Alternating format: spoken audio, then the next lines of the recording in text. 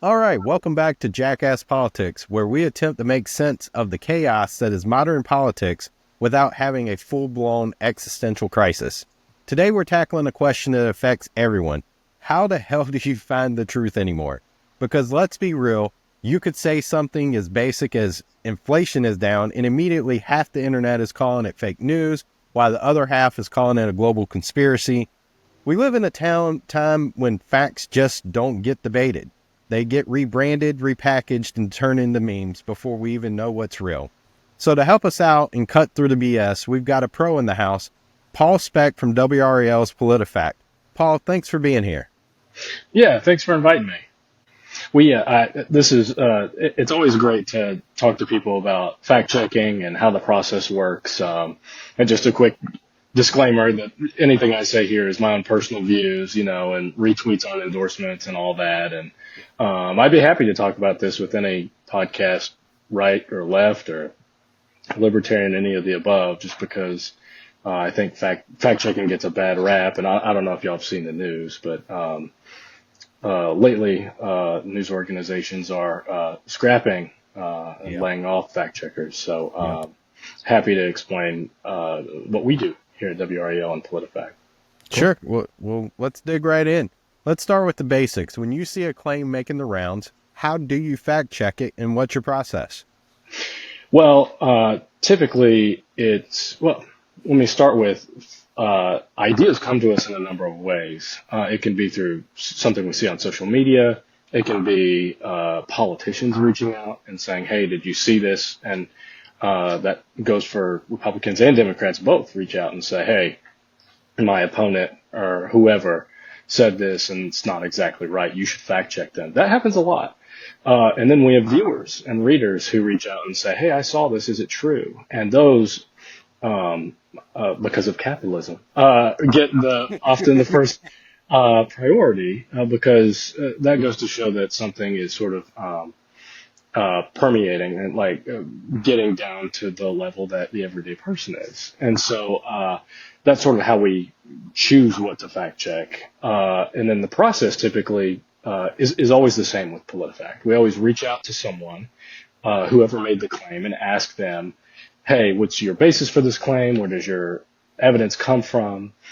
And then we go and do our research to, if someone says, like you said, inflation is up or inflation is down, we would go to, say, the Federal Reserve or some national group that's reputable, that people rely on, that's nonpartisan, and look at it contextually. Is it up or down over the last month, over the last year, over the last 5 years, something like that.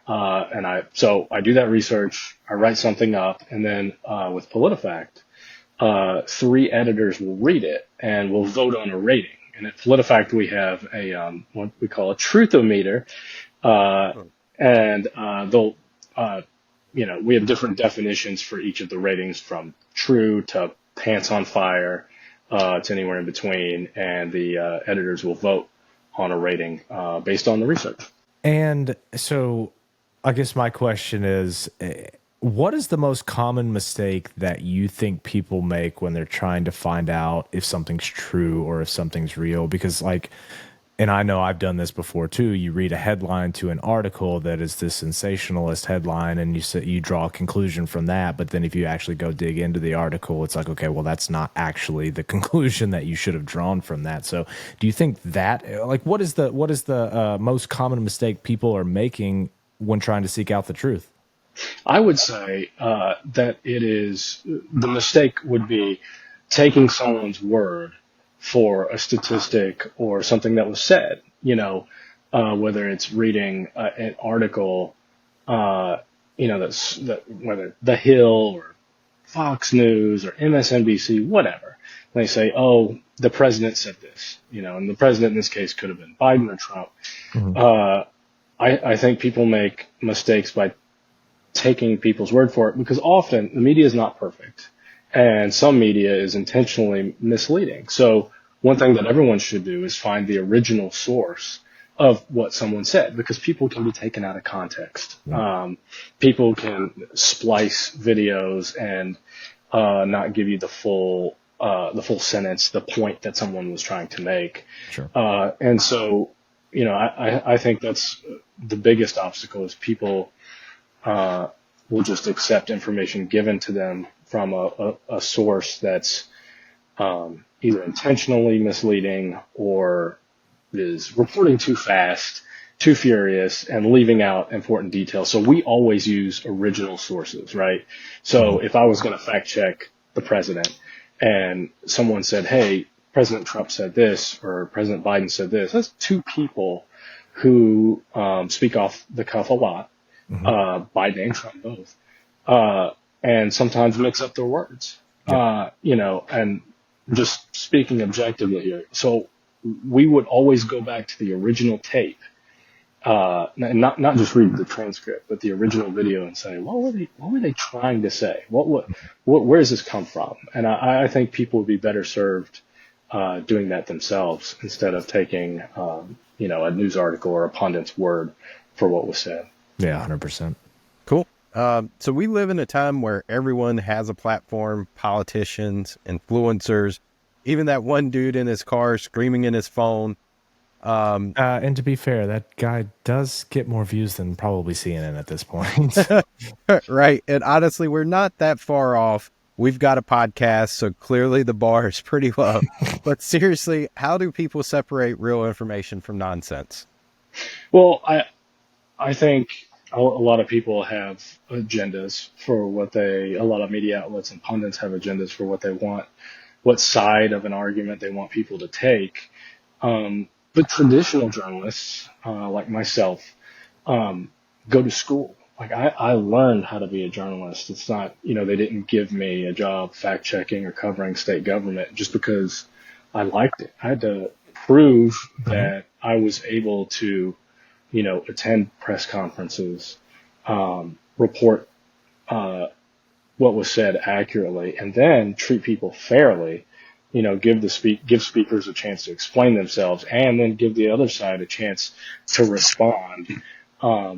And so I would say that's the goal of most journalists. Most journalists who are classically trained at a journalism school or in a communications department, they were not trained to deceive you. They got their jobs because they're good at putting the facts together in a balanced way. Yeah. And it's like talking to that a little bit. A lot of people out there, and particularly on social media, just aren't really looking for the truth. They're looking for what confirms what they already believe. So this is the big question for really anybody, whether you're involved in a campaign or whether you're involved in polling or whatever it is. But how do you get through to someone who just wants to believe misinformation, or who just wants to believe their little echo chamber? How do you get through to them? How do you get the truth to kind of break through that shell of misinformation? Well, I might have to give you a cop-out answer and say that if I knew that, I would be paid a lot more. Yeah. But I think part of it comes back to doing what I'm doing now and giving, your audience just a glimpse into what it's like to be a reporter and what our goals are. Just like, when anyone goes out and they want to convert someone to their side of the aisle or whatever, or to their side of an argument, it's sort of giving people a better understanding of how the process works. I think a lot of people make judgment calls about the quote unquote liberal media or biased media, just because oftentimes the facts are not what people want them to be. The world is not completely Republican or completely Democrat. The world, it doesn't fit into neat little boxes. And so, if I knew how to help people digest the facts better, like I said, I would start a firm or something. But I think the media could do, by and large, a better job of explaining why we report on the things we do and how we do it. Yeah, that's why we do really appreciate you coming on and kind of peeling back the curtain on all of this, because a lot of people just assume that, a writer just sits down and just kind of starts knocking out their beliefs and puts their spin on it. And in that vein, we do know that outrage spreads faster than facts. If something makes people mad, they're going to hit share before they even think. So how do we even break that cycle, or can we? I think it's hard to do just because, like you said, a lie can travel around the world before the truth gets out of bed. But I do think, social media is not perfect either. But one thing that I like about X, formerly Twitter, is community notes. I think, Yeah. Twitter has a lot of, no social media outlet is perfect, right? But I've been pleasantly surprised with how well that works. That's just one way. And we don't get a lot of traffic. WRAL doesn't get, most media outlets don't get a lot of traffic from Twitter. And so, I don't know it's hard to know what to do, how to fact check in real time. I think it might involve more, training of reporters, to prevent them from sharing information that's inaccurate. But otherwise it's tough. It really is. And, it's always going to be easier to lie about something and to spread that than it is to tell the truth, because often the truth is complicated and nuanced, and people don't have the time or the patience for it. And so we need people who are willing to explain, but in a very brief elevator pitch sort of way. Yeah, and that kind of takes us to the next question, because like you said, most of the time the truth is nuanced and requires maybe a little bit of digging, and then a lot of misinformation is neatly packaged to where it's not completely false. It is a mix of truth and some spin to it. What is the trickiest or most difficult type of misinformation to sort of fact check? Oh gosh, that's a tough one. I think the toughest thing to fact check is a statement that's about the future. Like if you do X with whatever department, and then Y will happen. Yeah. And we see a lot of that right now with some of President Trump's executive orders. People wonder, if he does this with the Department of Education, or if he does this with this immigration executive order, what will it mean? And Politifact typically steers away from future-based claims. Like we won't rate them. Often we'll write a story and Sure. quote experts to hear what they think might happen. And so, often it's tough come election time, campaign season, because you hear a lot of candidates say, my opponent will do this, my opponent will do that. And so we can't fact check what someone will do. We can only fact check what someone has said or what the record is and things like that. So you've kind of hinted at this a little bit. The trust in the media is at an all-time low, and some of it is probably deserved. Some of it is manufactured. But how can news organizations rebuild that trust? I think one thing I'll say about that is research shows, and people can look this up, that viewers trust their local news more than they do the national news or Washington-based news. And, I don't know why that is. I imagine it's because they know the people that they see on their local TV every day. And, in WRAL's case, a lot of our anchors and reporters, we go out into the communities at charity events. We raised $1 million for survivors of Helene. And then there are fancier things. Our anchors go out and MC events and things like that. So we're in the community. I think that's really important, is sort of showing people who reporters are and how and why they do the things they do. I grew up here. I was born in Raleigh. I grew up in Fuquay. My dad and mom both subscribed to the News and Observer my whole life. And they always said it was extremely important to keep up with what was going on. They're politically minded. They're not involved in politics, but, my dad knew the bylines of the News and Observer reporters he'd never met when I was growing up. And, he asked me, are you going to grow up to be like Dan Kane? Dan Kane's still at the News and Observer, by the way. And I always aspired to that, because I thought Dan and others on the investigative team did fantastic work, just uncovering the latest bill or corruption, whether it was any administration. J. Andrew Curlis, who's another reporter at the News and Observer, who did a bunch of reporting on Mike Easley, and his scandals there. And so, people, it takes time though. It takes a lot of time to build trust.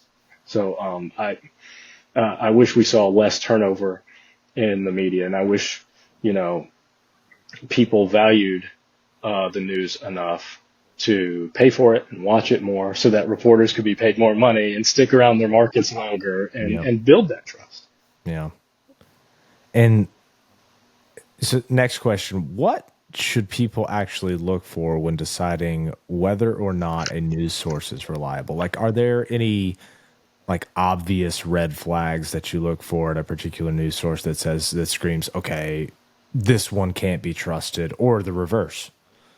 I would say, the first thing that comes to mind, and this is hard to track from a readership standpoint, but the most reputable news outlets will fire someone if they get something wrong. They'll fire. I will get fired if I do a fact check that's inaccurate or intentionally misleading.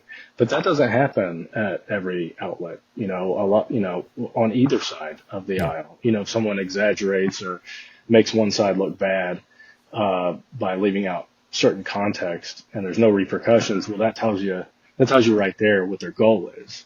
And so look to traditional media outlets. I know it's not cool. It's not cool to, go on WRAL or ABC 11 or the News and Observer or the New York Times or even the Wall Street Journal. It's owned by Rupert Murdoch, but there's a separation between the editorial board and the rest of the paper, and it's extremely reputable. And there's a separation between our editorial board and the News and Observer's editorial board and the main newsroom. I think it's not cool. It's not cool to get it from traditional media outlets, but their reporters are trained to get things right, and if they don't, there are consequences. Yeah. So that's what matters to me.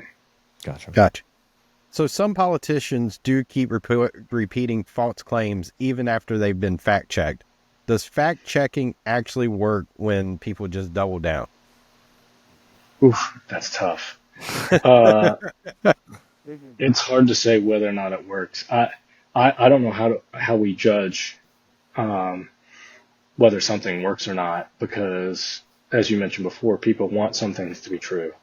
I think I like to believe that there's sort of a silent majority out there, made up of Republicans, Democrats, and libertarians alike, who they don't have the time of day to fish around for, what the sides think. They just want the facts, and that's what we're trying to give them. And so, I forget your original question, but if so long as people trust us and keep getting their news from the local TV station, the local newspaper, and things like that, then I think we'll be okay. There will always be politicians who stretch the truth and double down. I don't think we can prevent that. So the best we can do is just give people the information as best we can. Yeah, I think that's exactly right. Measuring how effective it is probably extremely difficult, but you've got to believe that there's at least a certain contingent of people out there who might see something on one side or on social media or something, but still have that faith and that trust in local news, and then see a fact check on it, and then in their brain, okay, well then what I saw was not actually real. But if they never got exposed to that fact check, who knows? I mean, it might have been a sort of a subconscious belief that was developed from that point. Speaking to politicians doubling down on misinformation or things they said wrong, have you ever actually seen a politician admit they were wrong after being fact checked, or do they just kind of move the goalpost and say, well, this or this? It's certainly the latter most of the time.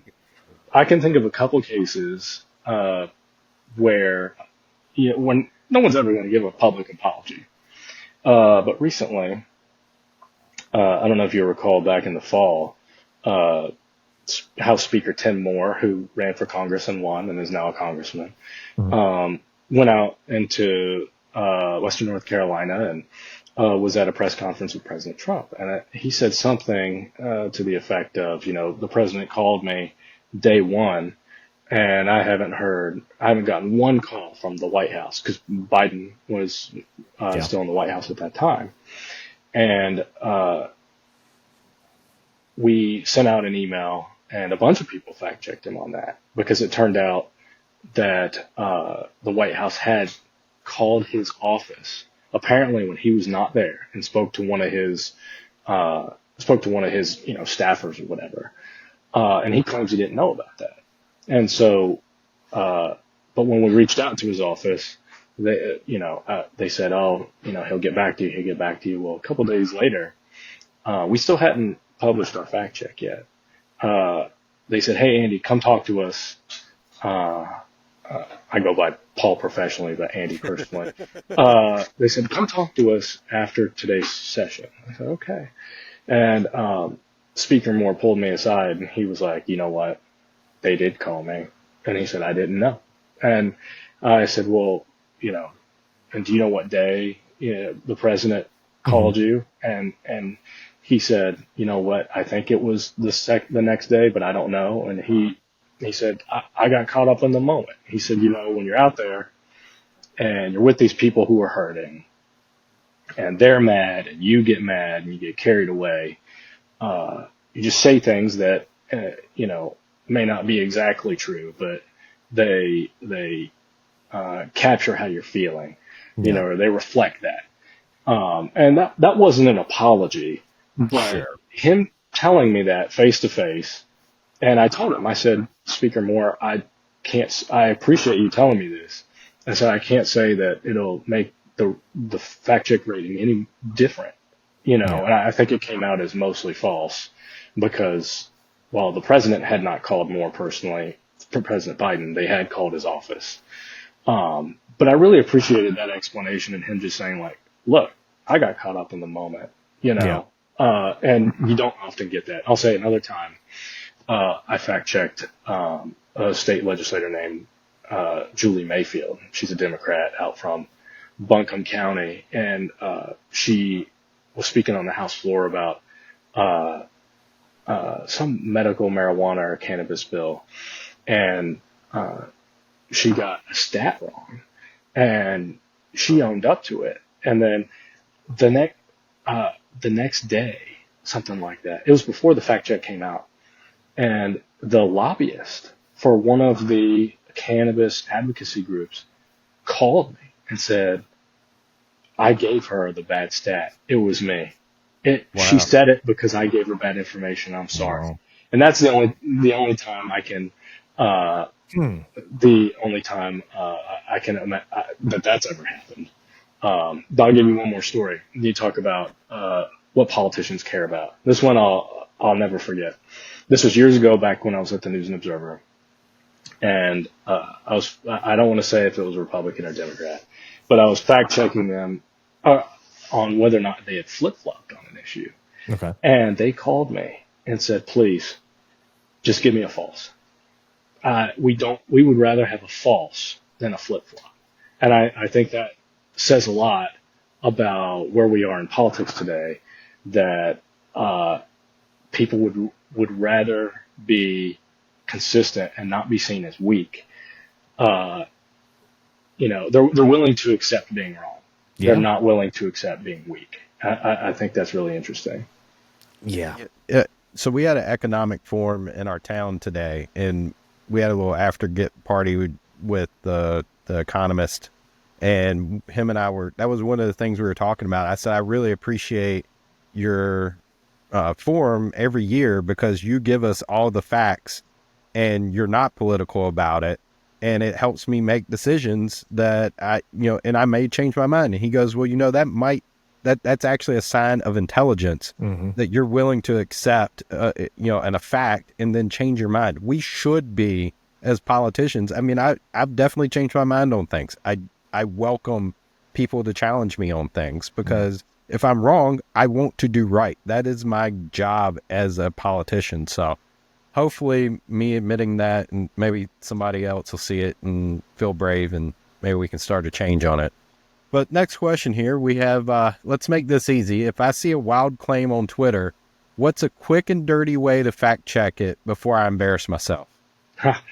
Well, like I said, community notes is good, but one thing I always do when I see um, things like that on Twitter, and Twitter's good and bad. While it has community notes, my understanding is I've seen a lot fewer people will post a link to, like, if they say so and so said this. Man, I don't know why, but people aren't posting links anymore. Yeah. First thing I'll do is just go to my my web browser and type that in to see what comes up, to see, what has this been covered by Politico, Washington Post, and, NBC News, New York Times, whatever.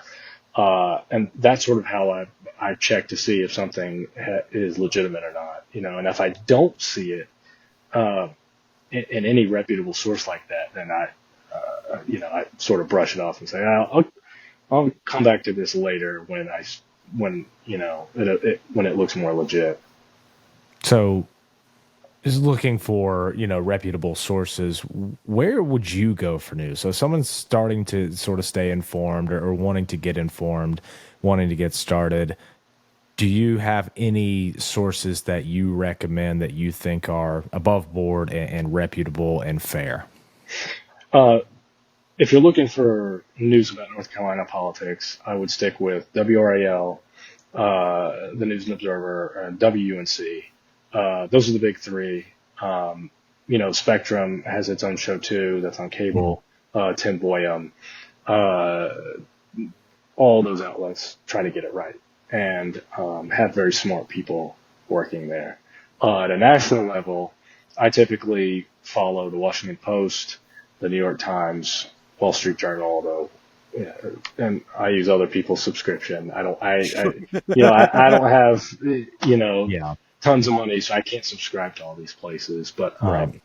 I found Washington Post to be the best deal Okay. for to have the biggest, most bang for your buck when it comes to a monthly payment and then the amount of content you get in terms of politics. But you get a lot of stuff from like Politico. You can get a lot of stuff without subscribing, and so those are good places to start.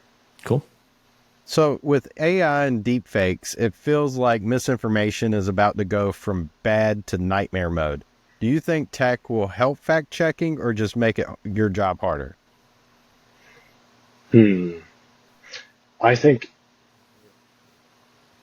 what do I think? I think that it's definitely going to make our jobs harder, but it could also help. We're going to use AI to try to not only to do fact checks, but to try to track down what is and isn't real.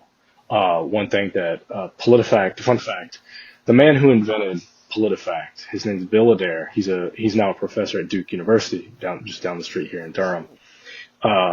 And he researches stuff like this all the time. And one way that he's talked about helping fact checking is with AI sort of replicating fact checks from state to state. And so, like, legislation is different in every state, but oftentimes both parties will introduce things that other states have already done. Like if there's a bill filed in Texas about a certain issue, then it oftentimes will make its way to Tennessee and South Carolina. Well, those are red states. And the same is true for, like, if something's introduced in California, it'll often make it to New York or other liberal states. And we don't tend to have as many fact checkers in the states that aren't swing states. And he's looking for ways for AI to sort of track these bills and the types of proposals that are coming out and the types of statements that people are making about them, and sort of generate a bank of background information about the issues. And I think, this is his project and the project of other people much smarter than me. But it sounds like there are things that the fact-checking community can do to try to keep up with AI and to use AI to try to keep up with AI. And based on what he's told me, I'm encouraged by that. Well, that's good because it kind of feels like all hell is going to break loose in that regard. What's one thing you wish more people understood about misinformation and truly how to fight it?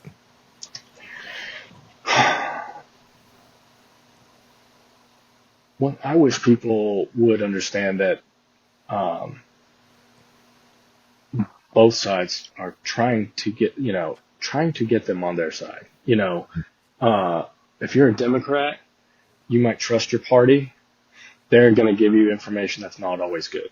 If you're a Republican, you want the Republicans to win, but folks like some of the mouthpieces and some of the pundits are not giving you information that's always good. And so, I think a lot of people, and this is true in life, would be well served getting out of their bubbles, getting out of their Republican bubble, getting out of their liberal bubble, and talking to people from the other side, consuming news from the other side, just to see, what are these issues that are going to come up, because they will come up. If you're a Republican and you don't care about X issue, well, Democrats may care about X issue. That bill's going to come up. You better research it anyway, because you're going to have to talk about it, and vice versa. If you're a Democrat, Republicans are going to bring up issues that you don't care about. One thing the Republicans talked a lot about, obviously in the campaign trail, was immigration. Well, if you're a Democrat, you better get well versed in immigration so you can talk about it. Yep. And so I think the best way is to, and here I am contradicting myself. Earlier I said, get information from partisan sources, but I do think it's always good to see what the other side is consuming. I think that's helpful if you can, set your views aside and just listen to what's being said and not get offended, put your feelings to the side just to hear the other side out. I think that's helpful for everybody. Yeah. All right. So bottom line, the truth still exists, but you got to do some work to figure it out. If something makes you mad, double check it. If your source is some guy on Facebook, maybe dig a little deeper. And for the love of God, stop sharing headlines without reading the damn article. And a huge thanks to Paul Specht for helping us wade through the madness. Paul, before we go, where can people find your fact checks, follow your work, and if they come across a news story that seems a little sketchy, send it your way? Oh, definitely. They can send it to wral.com/reportit. We, as I mentioned, love getting ideas from our readers, from people in North Carolina who care about this stuff, care about the facts, and aren't sure. We have people email us all the time saying, I saw this on social media. I'm not sure if it's true. Can you look into it? And we do. And then otherwise, you can find my work on WRAL.com. Scroll down to the NC Capital. That's our politics team section, or the Politifact section. Politifact.com also has a North Carolina page. You can find all my work and fact checks there. Also, some of our national reporters keep up with the Hurricane Helene misinformation. You'll find their work on that there too. It's not just me. There have been a lot of eyes on North Carolina. Mm-hmm. And so that's two websites, WRAL.com, Politifact.com. WRAL, email me there. And happy to hear from everybody.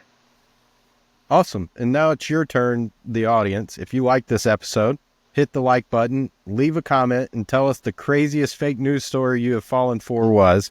Be honest, we've all been there.